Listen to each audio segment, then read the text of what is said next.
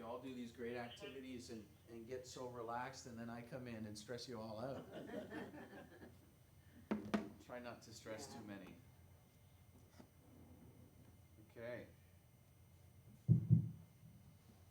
Here we go. Good morning. Good morning. How is everyone this morning? Awesome. I see a good group of residents here this morning that just completed their class with Carmela. They all shared with me that they're very relaxed. So those of you at home that are considering maybe participating, please do so. There's lots of room, and it's a great way to get your day started. So I've got a bunch of things to share with everybody this morning. I am back at the community. I've had several residents welcome me back. I took a little bit of time off, which was very nice, but it is nice to be back with you here at the community. So I wanted to talk a little bit this morning, first and foremost, about our elevator refurbishment that is underway. Once again, I want to clarify that the refurbishment is a component of the upgrades and the renovations to the residential buildings. So it is the interior part of the elevator cabin that's being redone. It is a much shorter process relative to the elevator in comparison to what I'm calling the modernization of the elevators. I've shared that with residents over the last little while that at a certain point we will be modernizing all of the elevators. That process will be a lot longer, but this one is much shorter. We initially put out a communication late last week that it would take approximately 48 hours to complete the refurbishment of each elevator cab. We started yesterday in building 2, and fortunately, it's a lot quicker than was planned. So they're actually going to complete building 2 by midday today, which means that they will be moving to building 4. So we're in the process right now this morning of distributing notices to each one of the doors on the 2nd and 3rd floor in building 4 to let you know that as of 1 p.m. this afternoon, the cab will be out of service. We're estimating once again a shorter window, so potentially a 24-hour window versus the 48-hour window. But we will continue to update you as we proceed through the week. What it means also is that the other buildings will be addressed sooner rather than the dates that were on the original schedule. So residents of building 4 should expect the cab to be out of service today by 1 p.m. Hopefully tomorrow afternoon it'll be back, unless there's some sort of thing that pops up, but it should be back tomorrow afternoon, which means that building 5 will start this week, and potentially even building 6. So as we progress through the week, we'll update everybody. We'll provide notices or phone calls to residents that are on the 2nd and 3rd floor, but please be prepared. It looks like we're going to move through this whole process a lot quicker. So the positive is they'll be in and out much faster.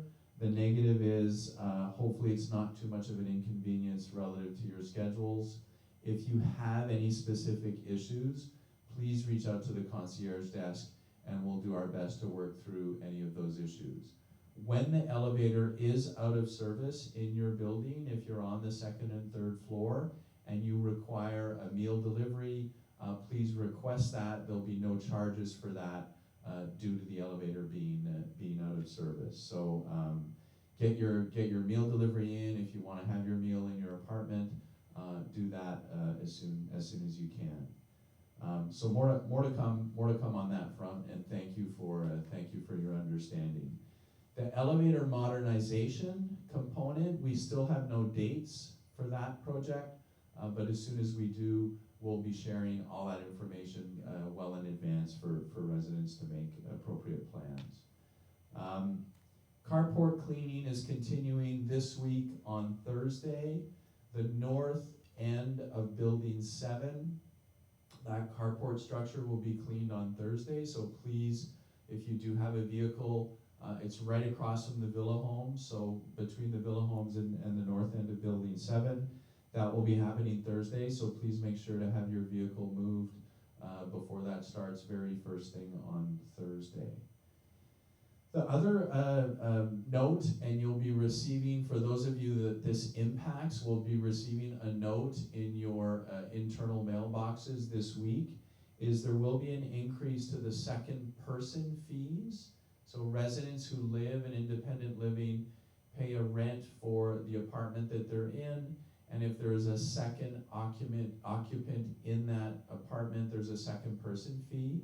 That fee will be changing as of June 1st of this year.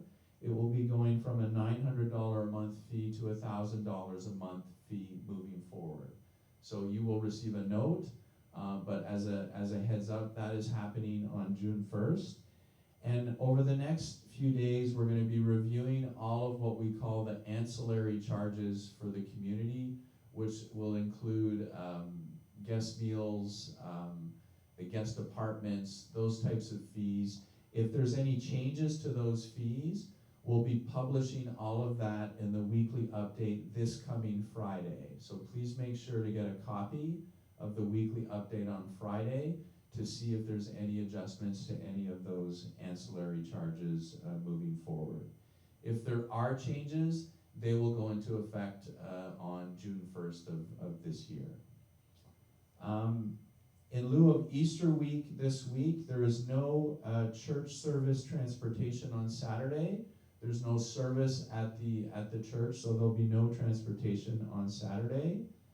For those of you that are interested, there is a putting tournament happening on Thursday morning this week at 9 a.m. on the putting green. It'll be a rematch of residents against some of the staff members.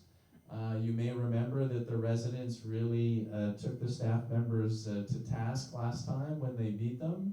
So hopefully our staff has been practicing a little bit and they'll be able to perform a little bit better at the putting tournament on Thursday morning at 9.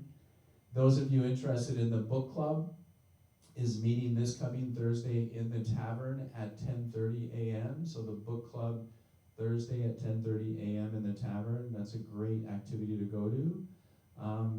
And then the final item I wanted to share is on Friday, April 5th, which is 1 week from this coming Friday, we have a special event, a casino night, that is being held by Naples Interagency.